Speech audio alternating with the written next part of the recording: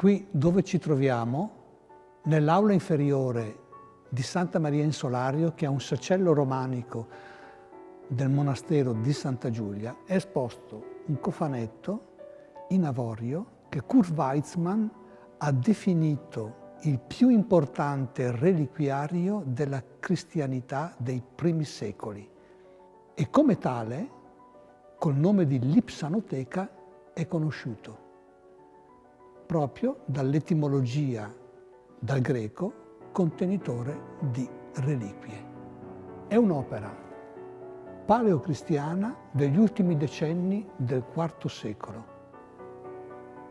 e potremmo considerarla un emblema di quello che è stato tradizionalmente indicato come il tesoro di Santa Giulia, l'insieme della suppellettile liturgica e anche devozionale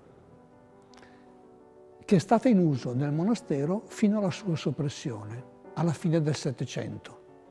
Da quegli anni la Lipsanoteca è stata conservata nella Querignana, per approdare poi nel Museo di Arte Cristiana nel 1882 e trovando la sua ultima collocazione qui nel Museo della città.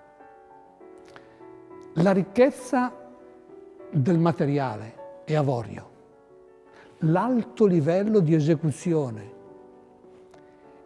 e la preziosità della decorazione ne determinano l'importanza e la rarità. Non c'è studioso di opere paleocristiane in avorio che non faccia riferimento alla Lipsanoteca, anche se il dibattito critico è ancora completamente aperto, proprio per la complessità delle questioni. Pensiamo alle questioni dell'uso, la provenienza. Alcuni hanno ipotizzato che sia opera di una bottega di alto livello dell'Italia settentrionale. Non secondarie sono le questioni legate alla tipologia dell'avorio e alle valutazioni stilistiche, che a partire già dagli anni 30 Johannes Kollwitz caratterizzava in questo modo. La decorazione della Lipsanoteca unisce un elegante naturalismo della forma ellenistica con uno stile antinaturalistico, più simbolico. E noi sappiamo che in epoca tardo-antica i due stili erano compresenti, le due forme stilistiche. L'aspetto, però, che ha suscitato il maggior interesse da parte degli studiosi è il suo programma iconografico, che si organizza in modo articolato su tutta la superficie. La decorazione della Lipsanoteca è così caratterizzata. Su tutti i lati sono rappresentate scene tratte dalla Bibbia, a 3 livelli. Nel livello centrale, quello più grande, sono rappresentate scene dal Nuovo Testamento. Nei livelli più stretti, inferiore e superiore, scene dall'Antico Testamento. Il coperchio presenta un breve ciclo della Passione e sui suoi bordi tutta una serie di volti clipeati. I pilastrini angolari, invece, presentano delle forme simboliche, delle figure simboliche.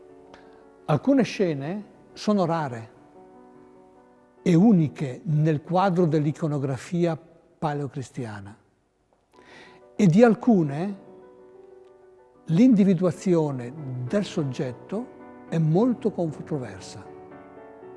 Basterebbero questi dati per dire come non sia assolutamente scontata l'interpretazione del messaggio globale della decorazione di questo cofanetto.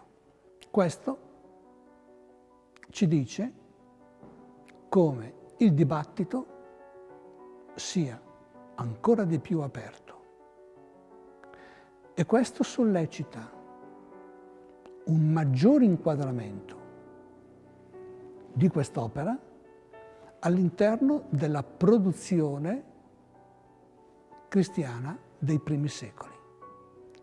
In particolare sarebbe già possibile partire da uno studio che metta in relazione la decorazione della Lipsanoteca con le modalità, quindi in coerenza, con i modi, con le modalità con cui la Chiesa dei primi secoli ha dato vita alle proprie espressioni figurative.